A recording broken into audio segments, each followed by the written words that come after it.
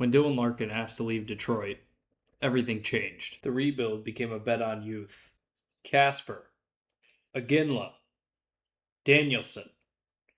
Can this group become the new core of the Detroit Red Wings? But at the end of last season, everything changed. Detroit finally found the franchise center it had been looking for. And for the first time in years, the playoffs aren't a dream, they're an expectation. How's it going, everybody, and welcome back to the Detroit Red Wings franchise mode post Dylan Larkin. If you haven't watched the other two videos, I recommend you go back and watch those, and then come back to this one. As you can remember, we missed the playoffs the last two seasons by 4 points, but this season the expectations are a little different. The last two seasons we struggled with Marco Casper and Nate Danielson's development, trying to replace the production of Dylan Larkin. This season's different because we've added Adam Fantilli, of course trading him from the Columbus Blue Jackets, and that allows us to shore up our center depth. We're not as reliant on Marco Casper punching above his weight class, and the same goes for Nate Danielson. Now looking at this season's lineup, we have Adam Fantilli centering Alex DeBrincat and Lucas Raymond. Another key note is that TJ Ginla is now on the second line, playing in between Marco Casper and Max Plant. I think it's safe to say this season that the expectation is at least making the playoffs. Obviously, the bottom half of this lineup is really young, but with players slotted in the right positions and a pretty stacked defensive core, I think this team is ready to take the next step. A quick reminder that at the end of last season, the Utah Mammoth actually traded Dylan Larkin and made the Stanley Cup Finals, losing in 7 to Toronto, and Dylan Larkin was traded to the San Jose Sharks, and this lineup is pretty stacked. Dylan Larkin, of course, getting asked to play a lesser role and playing in between Kiefer Sherwood and Colin Graff. I think that in the future, San Jose is going to be a formidable lineup. Obviously, a quick detour from the franchise mode, but if you watched the draft last night, San Jose acquired 3 pretty premium assets, and they are looking super scary for the future. First off, before the season starts, I'm going to go ahead and get through a bunch of the expiring contracts that we have. Obviously, the big one being Axel Sandin Pellikka, but I'm going to go through all of the minor ones and give you guys a little bit of a time lapse just so you can see who I'm extending and for what dollar amount, but I don't want to spend a ton of time on it.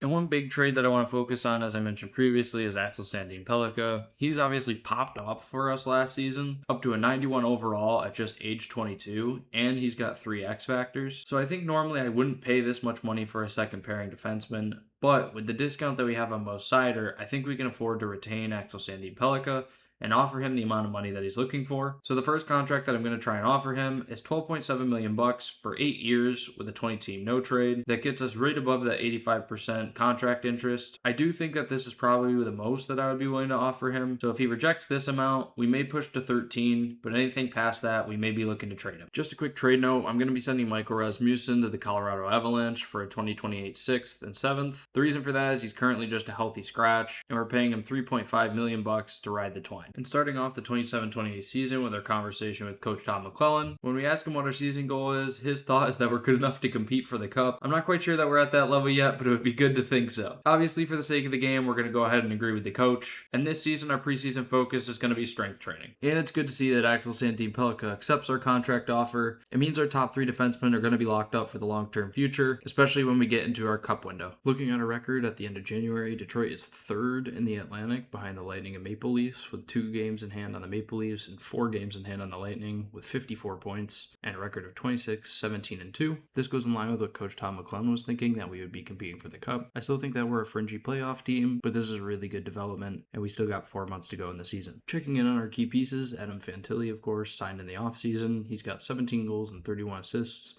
for 48 points in 45 games. He's projecting to put up 87 points by the end of the season, actually exceeding Larkin's best season in Detroit. This could be the franchise center we're looking for. Checking in on Marco Kasper, the expectation was that his production would increase when bumped down to the second line, and unfortunately that hasn't been the case. Only 20 points in 45 games and projecting to finish the season with 36 points in a full 82-game season. We really need to see more from him, and I expect as Max Plant and TJ Ginla develop that these numbers will go up. Speaking of TJ Ginla, he's up to an 85 overall with 8 goals and 16 assists in 45 games, anticipating a 43-point season in a full 82. This has been a solid development year for him if he can keep up the pace. I wouldn't say that it's the jump that we're looking for, but it's a good sign that he's progressing in his development. And last but not least, looking at Nate Danielson, the expectation was that lowering his role to a 3C would allow him to develop and not put so much on his shoulders.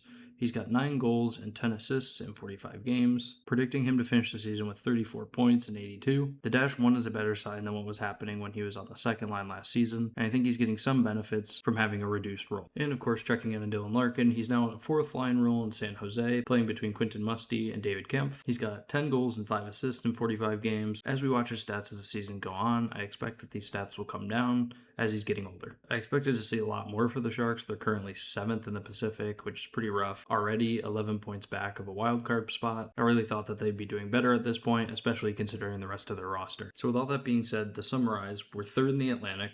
Fantilli's producing. ASP is looking elite. Kasper and Danielson are still slightly struggling. We're only 5 points ahead in the race for the 3rd seed in the Atlantic. Our offense is really inconsistent, with our power play being 27th in the league and our goals for per game being 14th in the league. And our goaltending is fairly average. The question that I want to ask ourselves is if we should be buying going into the trade deadline. And I want to offer this team a bone. I'm trying to make some moves prior to the trade deadline, and one of the moves I'm looking to make is picking up Matthew Savoy. He's 85 overall. He's got a second line forward role with low elite potential. He's put up 45 points in 64 games played and is a +13. He's a playmaker.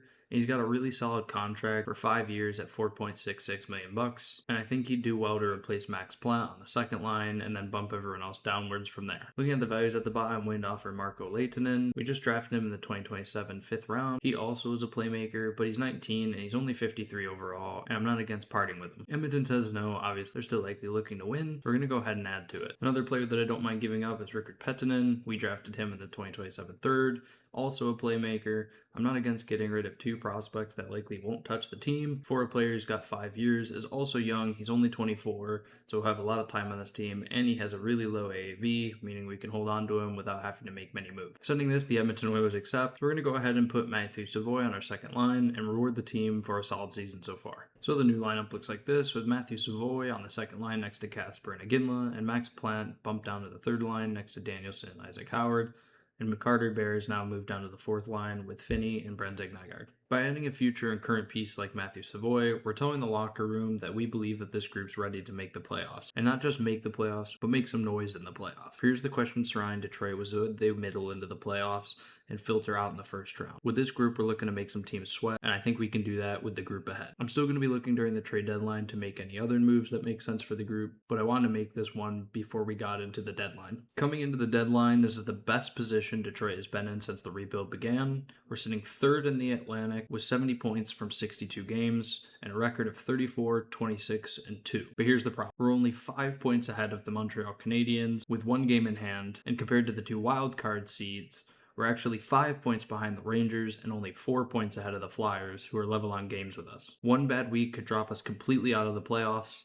This group needs to step it up. The trade for Adam Fantilli was made because this team really needed a franchise center, and I believe they found one here. Adam Fantilli's put up 65 points in 62 games and is a +30. Through those 62 games, I believe that Adam Fantilli has answered that question. The question surrounding Marco Kasper was if we bumped him down to the second line, if we would see an increased amount of production because the weight has been taken off his shoulders. Unfortunately, it looks like he's taken a step back this year, putting up 31 points in 62 games, and he's a -14 this season. I'm interested to see with the pickup of Matt Savoy if these stats go up. And finally, the question regarding Nate Danielson was, with easier matchups, has he finally become a reliable third-line center? With that being said, he has 10 goals and 16 assists in 62 games, and he's a +2. It seems that third line has stepped it up a little bit since January, going from a negative +- to now a positive +. That stat stat isn't everything, but it's important to note that in the entirety of last season, Nate Danielson had 12 goals and 21 assists and was a -14. With his current pace, he's projected to have 13 goals and 21 assists, pretty much putting him level on where he was last season. But the plus-minus is the key indicator that shows he's better for the team. We're not losing as many matchups with Nate Danielson on the ice, and that's important. And finally, looking at TJ Ginla has 12 goals and 22 assists in 62 games, already surpassing his totals from the entirety of last season. I do notice that his plus-minus is at -14, which is slightly better than what it was in the entirety of last season, and he's obviously up 4 overall. Outside of Raymond and DeBrincat, this team still needs a star winger,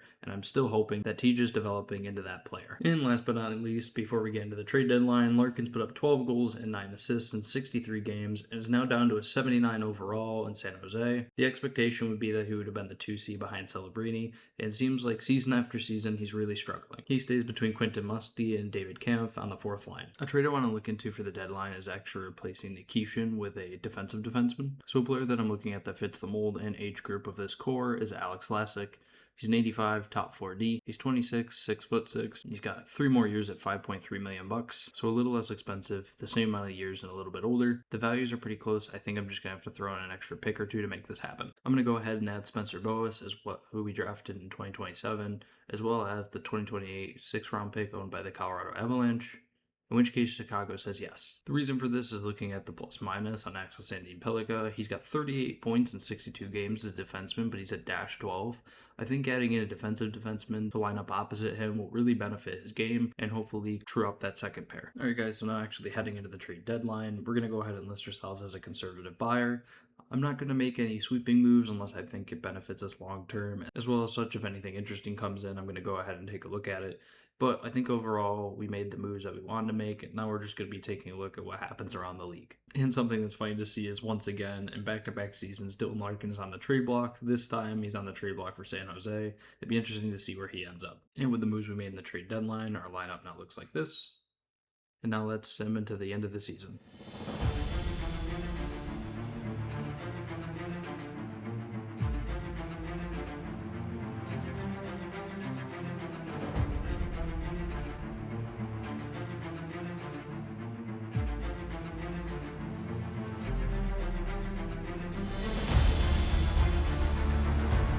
Think about what's happened since Detroit last made the playoffs.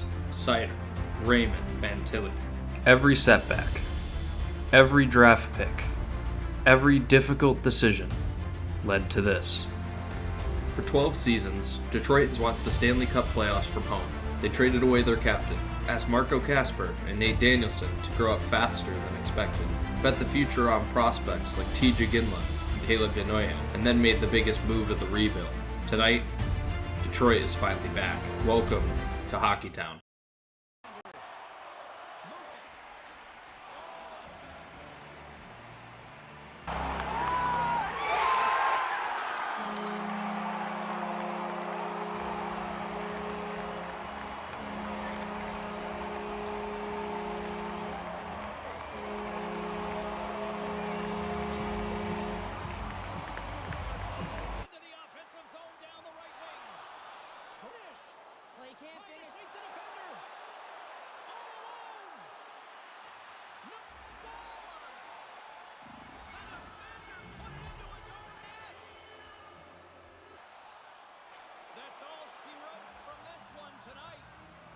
Look, a series is not won or lost with the opening game, but Cheryl, I'd much rather have that win. Everyone would, wouldn't they? I mean, it's such a long season. You play it, but then when you get to the playoffs, there's a difference. Obviously, losing game 1 in Detroit isn't ideal, but we've still got at least 3 games to turn it around. And being that this is the group's first playoff round, I'm going to go ahead and sim each game so we can see each scoreline period by period. Going into game 2, we're 1-0 down at the end of the first, and we come back to make it 2-2 in the second period with a shorthanded goal from Marco Kasper and a goal from Axel Sandin Pellikka. We lose game 2, Matthew Nye scoring on Comaseo with less than a minute left in the third. Losing both home games is an unfortunate start, but this is some experience that this group needs to have if they're going to be successful in the playoffs. Taking a look at the Maple Leafs lineup, they've got Nyes, Matthews, and Nylander, Easton Cowan, Max Domi, and Michelli, John Tavares, Nick Robertson, and Nathan Bastian, Kevin Stenlund, Bobby McMahon, and Sam Lafferty. And on defense, they've got Morgan Riley and Chris Tanev, Brandon Carlo, and Jake McCabe, and Oliver Ekman-Larsson and Radko Gudas. In net, they're still rocking Joseph Woll and Dennis Hildeby. This is a pretty solid team to go up against. Sim into Game 3 in Toronto. The score's 3-1 at the end of the first, 2-7 at the end of the second,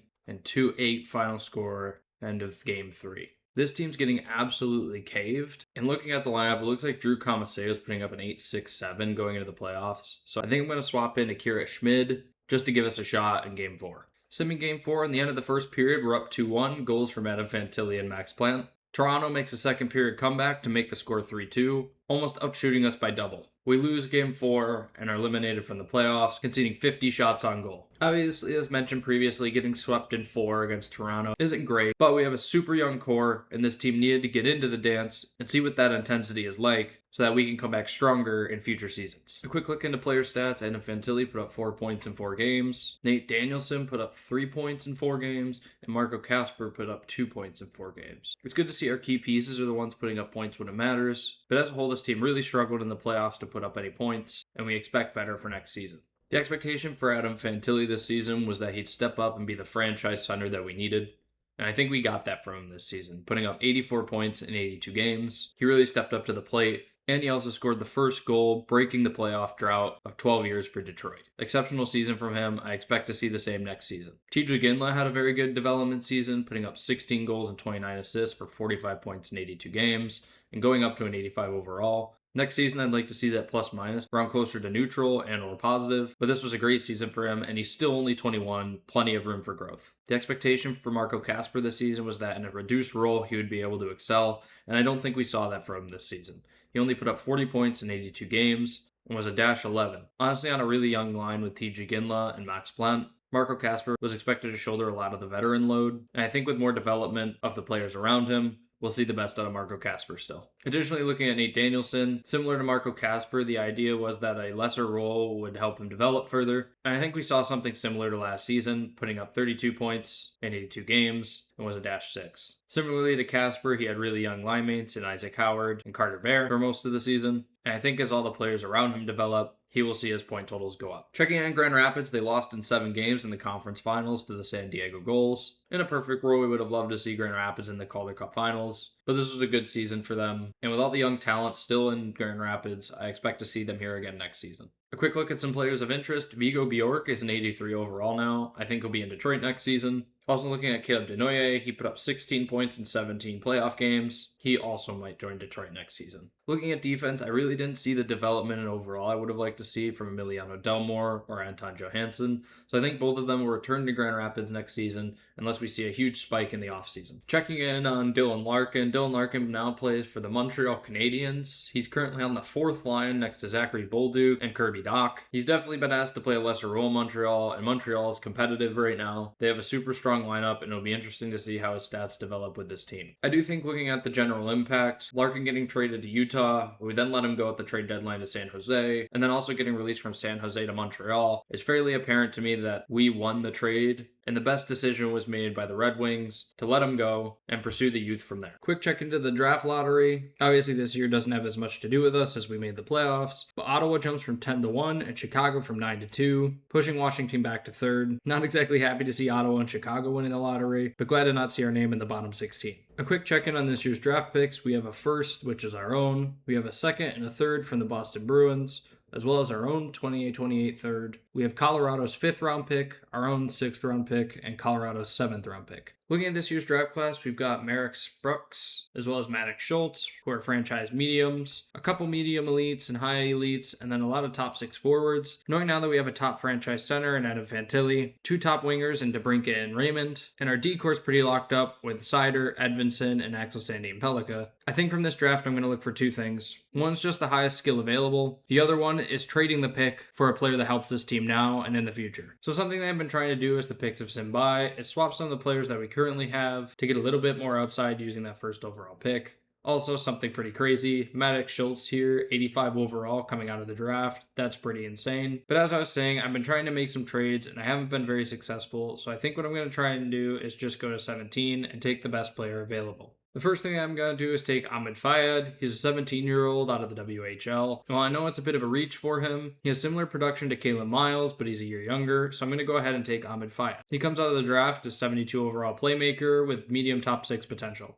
For our second pick, I'm going to be taking Stefan Lilja. He's a 17-year-old right wing out of the SHL. He put up pretty mediocre stats, but he's a year younger than his peers in the draft playing against grown men, and I think he has high potential. Coming out of the draft, he actually has a higher overall than our previous pick at 76 overall with medium top 6 potential as a two-way forward. The next pick that I'm going to take is Liam McFadden. He's a 17-year-old out of the WHL. I'm looking to pick up a defenseman early in this draft. He fits the bill, so we're going to go ahead and take him here. Coming out of the draft, he has high top 4 potential, and he's 63 overall as a two-way defenseman.